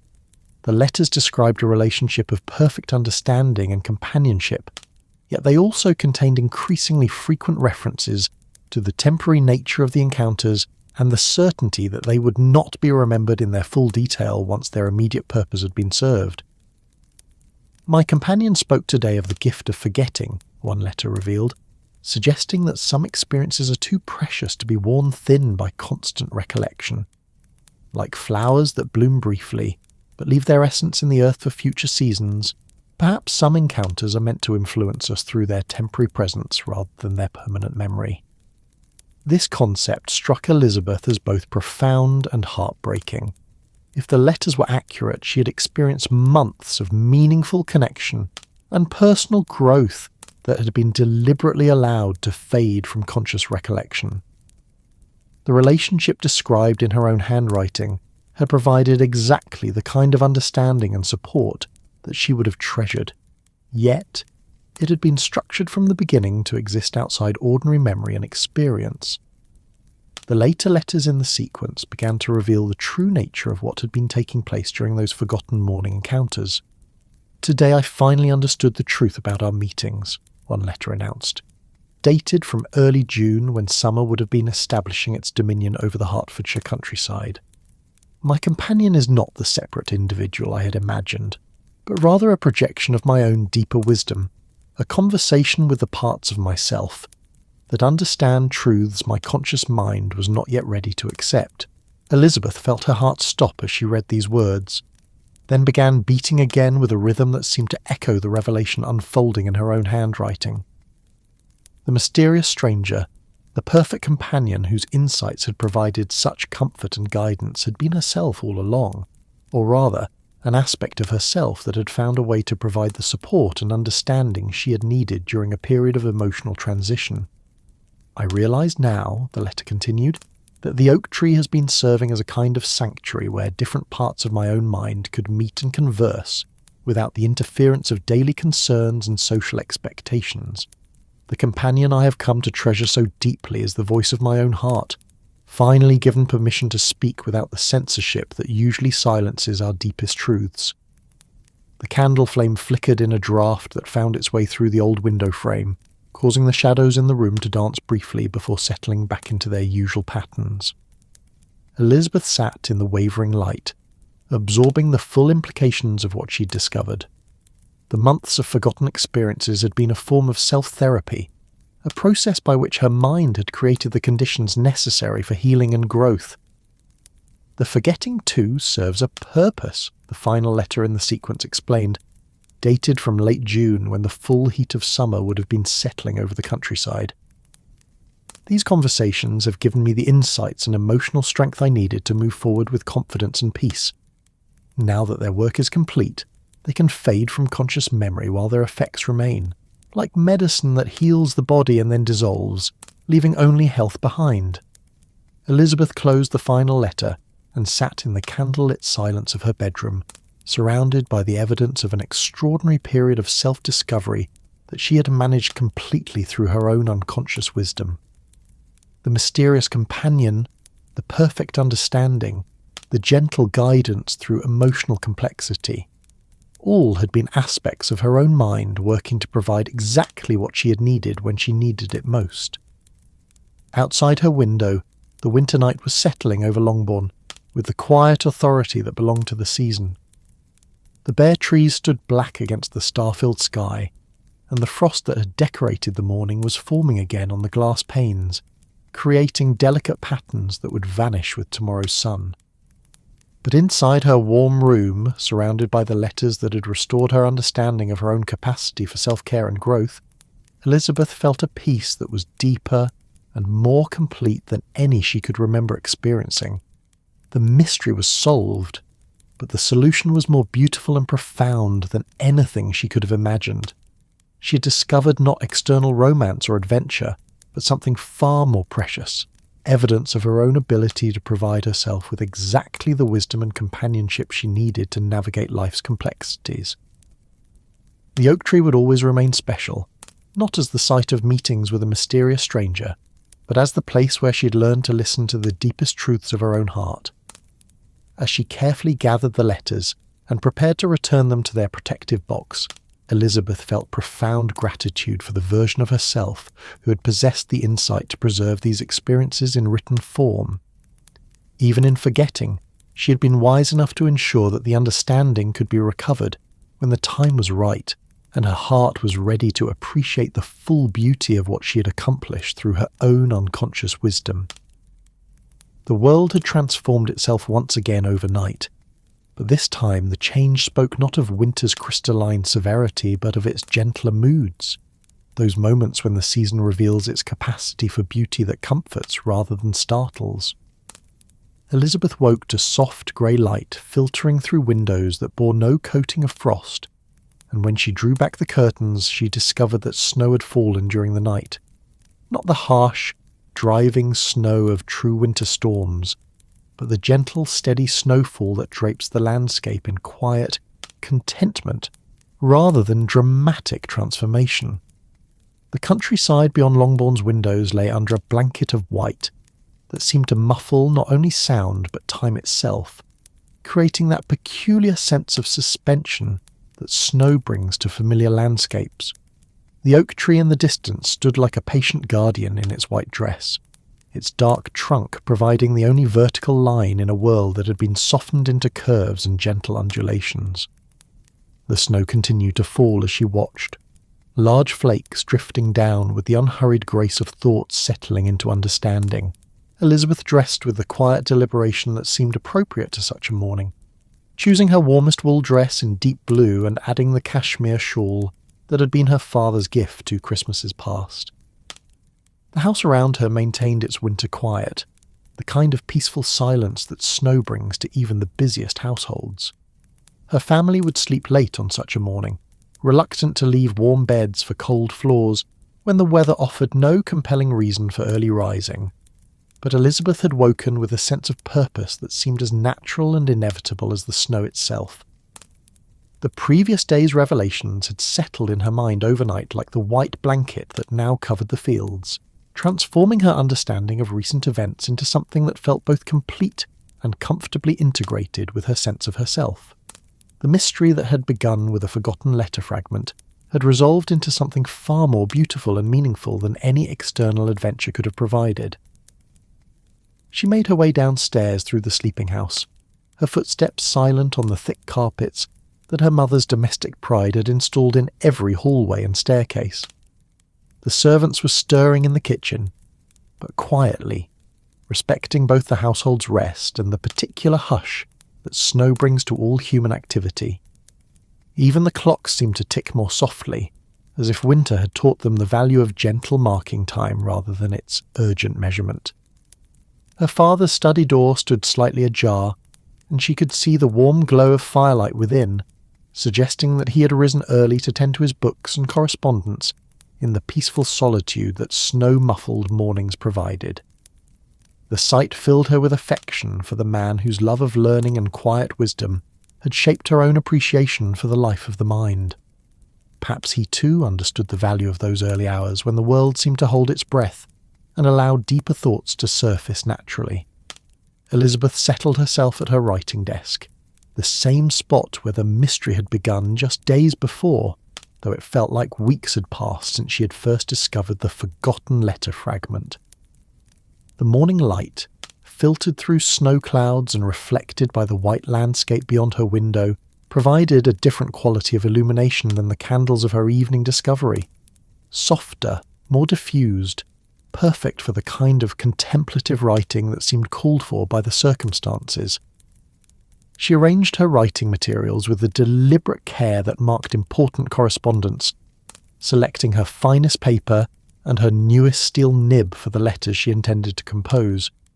The ink was the same rich brown she had always preferred, but this morning it seemed to carry special significance, connecting her present purpose with all the letters that had preceded it, both those she remembered and those she had forgotten and rediscovered. The first letter would be to her Aunt Gardner, whose recent philosophical observations about memory and self-knowledge had proved so remarkably prescient. Elizabeth smiled as she considered how to explain her recent discoveries without sounding either foolish or overly dramatic. Her aunt possessed both the intelligence to understand complex emotional experiences and the discretion to receive confidences without judgment or unnecessary alarm. "My dear Aunt Gardner," she began, her pen moving with confidence across the cream paper, "your recent letter, with its thoughtful observations about memory and the ways we sometimes rediscover our own experiences, has proved remarkably timely. I find myself in the extraordinary position of having solved a mystery that began with my own forgotten handwriting, and culminated in the discovery of an entire correspondence with myself that I had completely forgotten writing." She paused, considering how to continue without making the experience sound either impossible or alarming. The snow continued to fall beyond her window, each flake following its own gentle trajectory toward the earth, and she found in their unhurried progress a metaphor for the way understanding had gradually accumulated in her own mind. "I have learned," she continued, "that the human heart possesses wisdom that sometimes operates independently of conscious thought, creating exactly the experiences we need for growth and healing even when we cannot recognize their necessity at the time. The letters I discovered reveal a period of profound self-dialogue that provided me with insights and emotional support during what must have been a time of inner transition, though I was not consciously aware of needing such support." The act of writing about her discoveries helped Elizabeth to integrate them more fully into her understanding of herself and her recent experiences.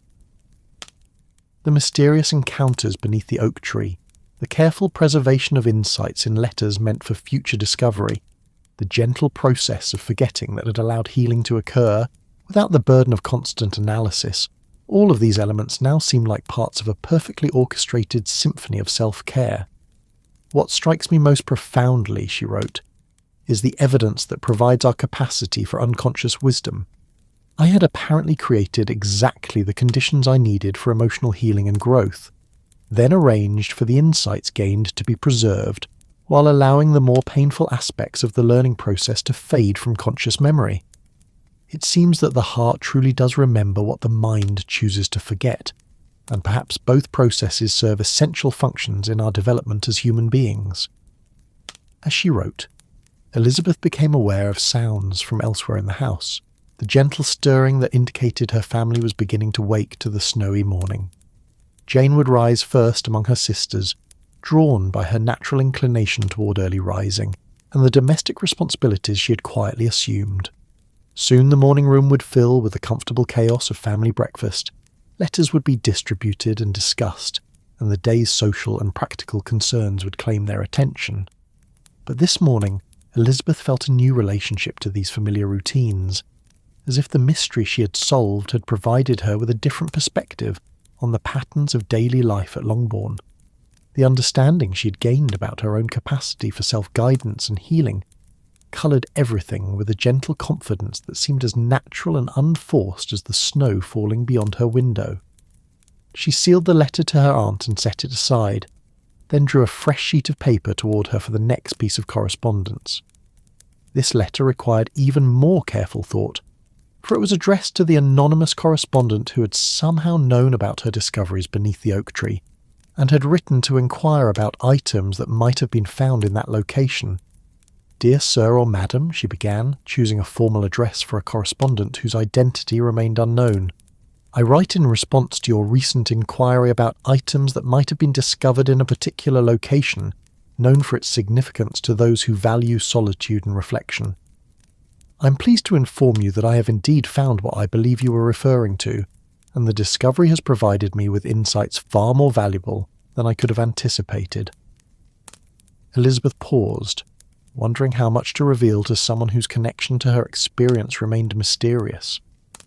The letter she had received had suggested knowledge of her habits and preferences that implied either careful observation or information obtained from someone familiar with her daily routines.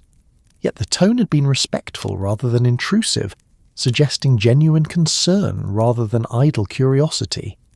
"I have learned," she continued carefully, "that the items in question were connected to a process of self-discovery that operated through means I had not previously recognized or understood. The experience has taught me a great deal about the wisdom that exists within each of us, waiting to be recognized and trusted when circumstances require guidance that conscious thought alone cannot provide."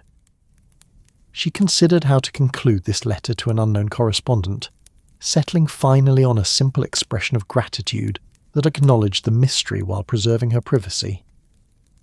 "I thank you for your inquiry, which prompted me to investigate matters that might otherwise have remained hidden.